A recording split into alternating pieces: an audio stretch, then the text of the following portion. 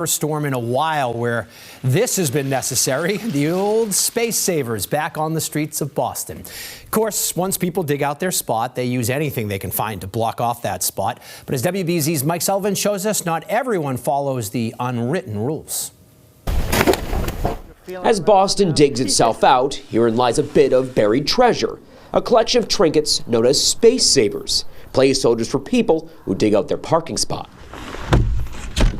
Turns out finding them is not very hard. They are everywhere and perfectly legal during a snow emergency.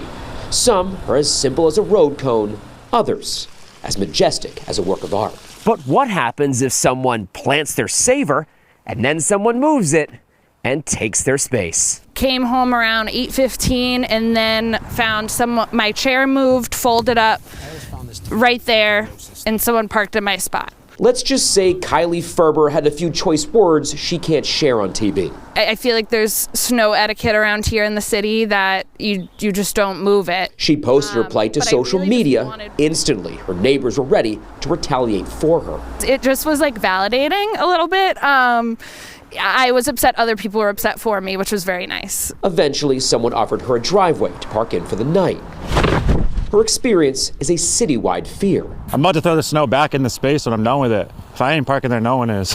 Space savers are allowed for 48 hours after a snow emergency. That is, unless you live in two neighborhoods. Space savers are prohibited in the South End and Bay Village due to the neighborhood's own policies. Yet, that didn't stop someone from trying.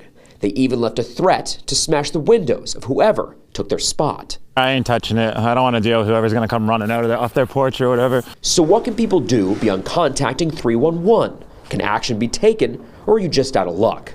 We reached out to the city for an answer.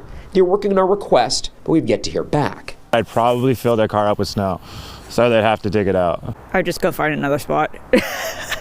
But I don't know. I don't pick fights, so. I guess it's just up to your conscience for now. In Boston, I'm Mike Sullivan, WBZ News.